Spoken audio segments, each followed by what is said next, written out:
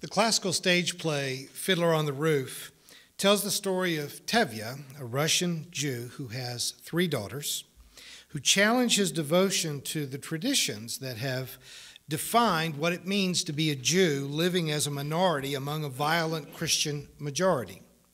His first daughter does not want to marry the person selected for her by the matchmaker, and that's a breaking of tradition. And we get to see how Tevye struggles with the concept of marrying for love rather than just marrying out of the cultural tradition to marry the person that was arranged for you to marry. There's a lot of humor in it. There's a lot of love of a father for a daughter. Tevye stretches to take on a new social understanding. Then the second daughter falls in love with a political radical, and Tevye is not willing for his daughter to get hooked up with a guy that's probably going to be going to prison, might get her killed, but he discovers that they are not actually asking his permission. Another huge stretch. And Tevye has to struggle with the idea of, can you continue to love a daughter who is willing to reject your patriarchal authority? And in the end, he's able to do it. But the good humor drains out of the play when the third daughter, Chava, decides to marry a Russian, an Orthodox Christian. It seems in the play that he tries. Tevye struggles with it. But he ends up saying that if I stretch that far, I'll break. I can't do that. And that precious, powerful father-daughter relationship comes to an end. Now, the first time you see the play, you just almost know this will be resolved. They'll fix this up. This is the tension of the play. This is all going to turn out okay.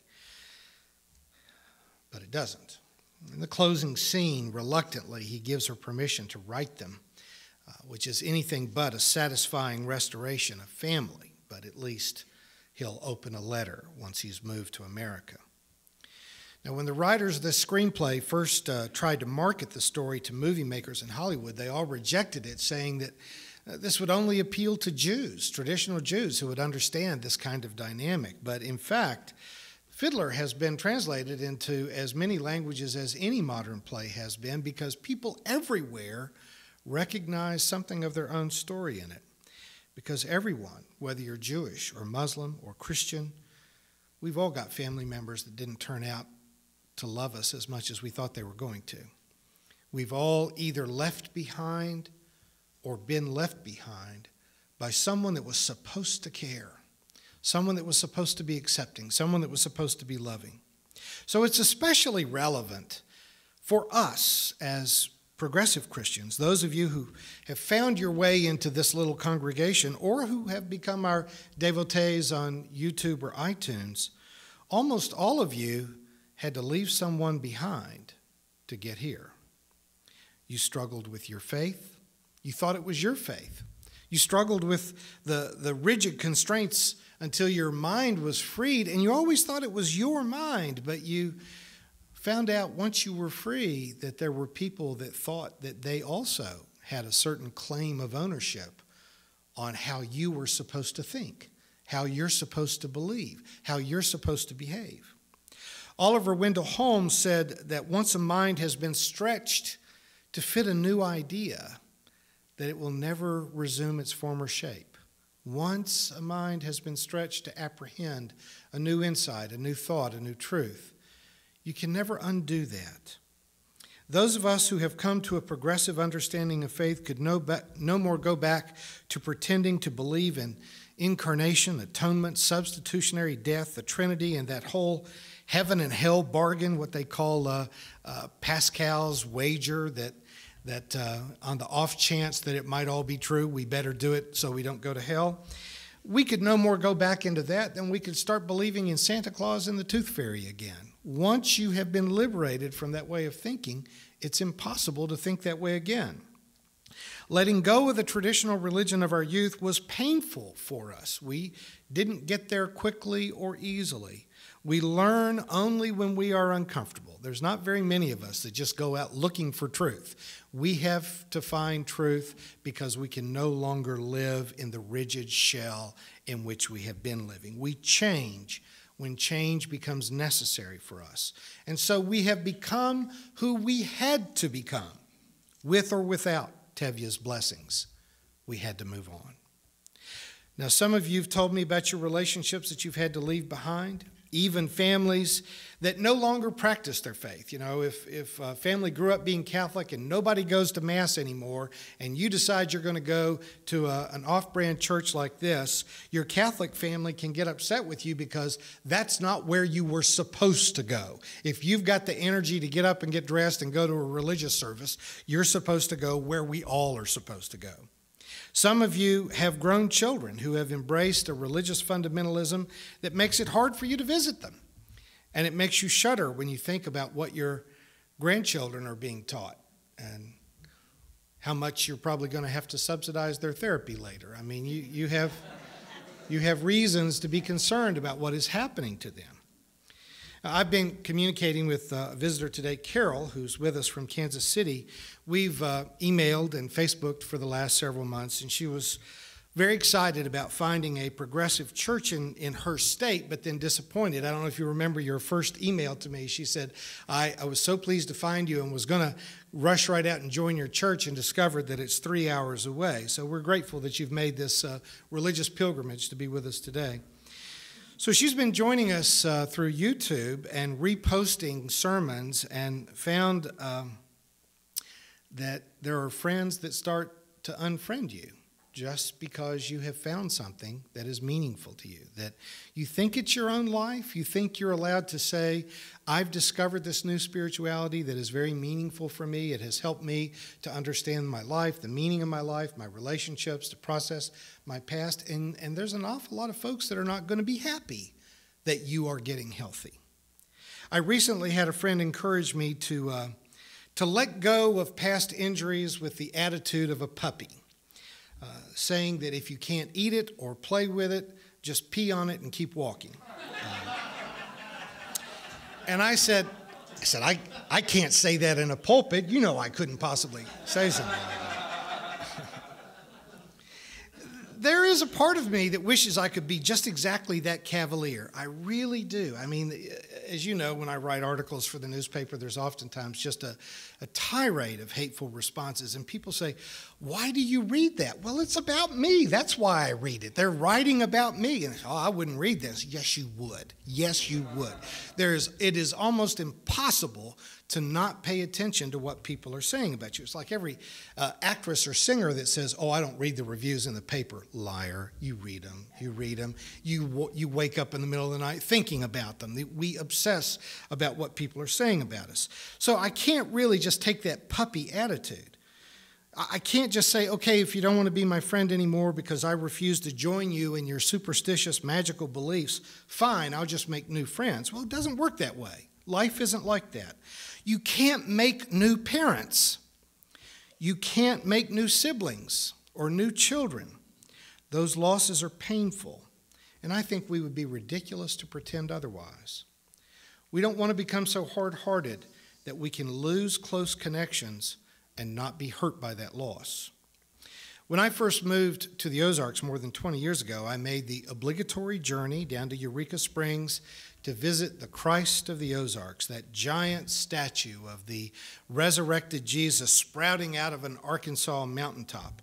And beyond the fact that it had been constructed by the KKK racist E.B. Smith, the whole thing just didn't feel good to me. It struck me the way that I feel that I was struck the first time I visited Las Vegas. It's big, it's tacky, and it's so fake, and yet it seems manipulatively intending to take my money away from me. Now, the Christ of the Ozarks has some structural issues. Jesus is buried up to his knees in the mountain, you may have noticed, because once construction had begun, E.B. Smith found out that it was going to be so tall that he would have to put a flashing red light on top of Jesus' head to warn low-flying aircraft. So to avoid that height restriction, he buried the statue up to Jesus' knees so that if he were to actually put his hands down, his knuckles would drag the ground, which again reminds me of the KKK group that first put it up, but I don't want to go down that path. What strikes me about the statue that is the most theologically offensive is the fact that the resurrected Jesus has no scars. In both John and Luke, it's important to them when they are writing. You understand these are metaphorical accounts much later that Paul never talks about an empty tomb. The resurrection stories are metaphorical stories. So every element of those metaphorical stories is important. Matthew and Luke, Luke and John adamantly emphasize that the Jesus they encountered was wounded. His hands and his feet still bore the nail prints. The resurrection does not undo the cross. Coming back to life doesn't mean that you haven't been tortured and killed. In fact, the gospel writers never seem to tire of pointing out that even Jesus' best friends didn't recognize him. The resurrected Jesus was unrecognizable to them were it not for the wounds, because the wounds were the most real part of that vision. The past cannot be undone. I would even argue that you shouldn't try to be cavalier about your losses. Our wounds are real, and in a very real way, it is our wounds that make us who we are. As Kierkegaard said, life can only be lived forward, but it can only be understood backwards. We cannot forget what has hurt us and the loves that we have left behind, but we still have to live forward. But those losses help us to understand what's the most important to us, where we really stand, what's really vital to us. I've lost friends over the past decade that I thought would be a part of my life forever. There are people that I loved whose correspondence and phone calls finally slowed down to a complete stop. I don't know much of that because I'm not going to say that all of that was because of theological differences, but I understand that as well. It's sometimes just the perspective that you take on a whole complex of economic and moral crises. When my mother was dying, my brother, who is a United Methodist pastor in Birmingham, Alabama, we stood on either side of our mother's intensive care room bed as bombs were first falling on Baghdad. And my brother and I have always been very close. He's quite conservative, and I'm quite not that.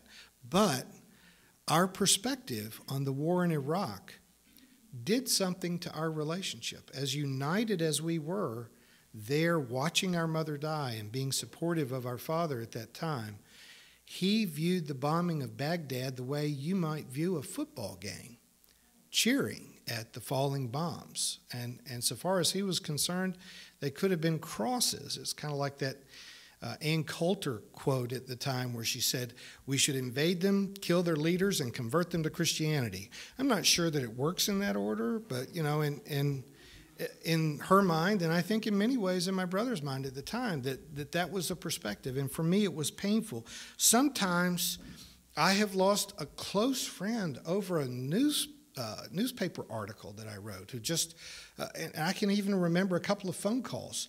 One guy just called me and said, we're through. I mean, I had written a column about torture, and he was so offended at my taking the side of criticizing soldiers who had tortured at Abu Ghraib that he just called me and said, we're through. We'll never talk again. And that has stuck.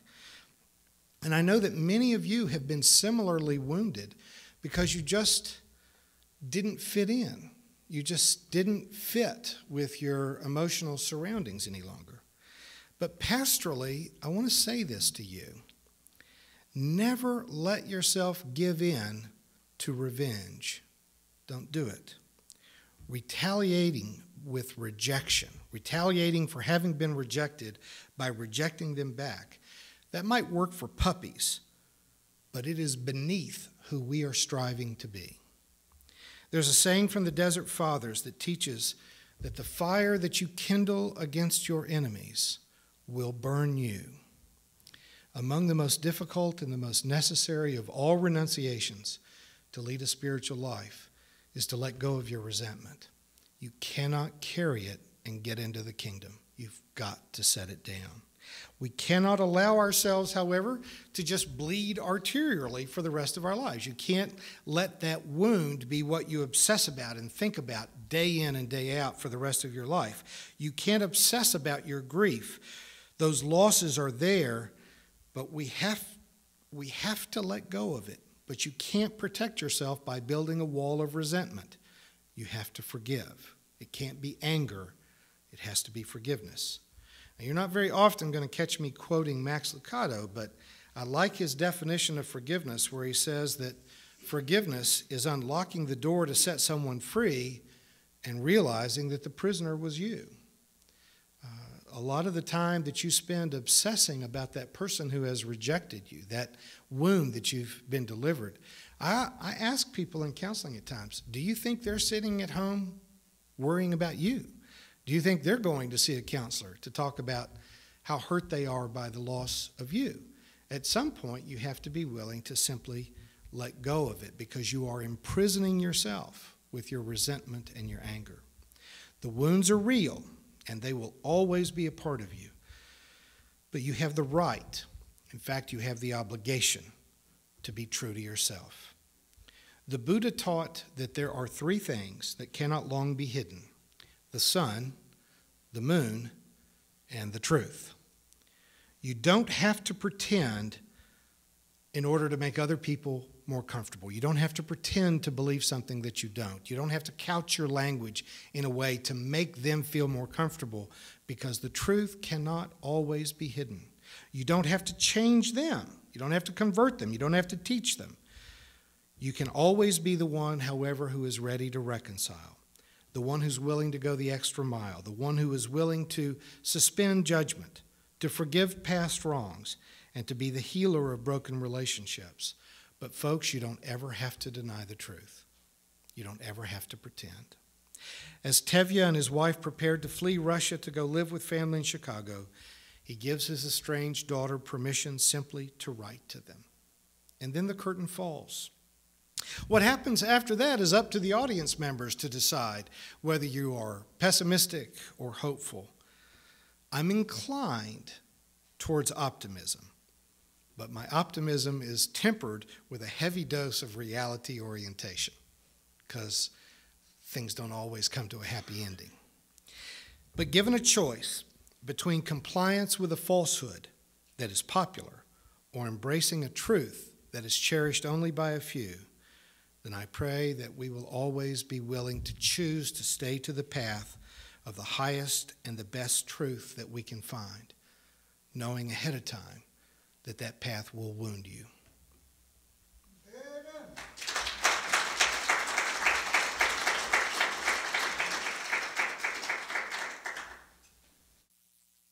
You've been watching a progressive Christian video from the Community Christian Church of Springfield, Missouri. We encourage our viewers to donate to our efforts in feeding the homeless and hungry of our community. Write to us at reverenddray@aol.com for more information.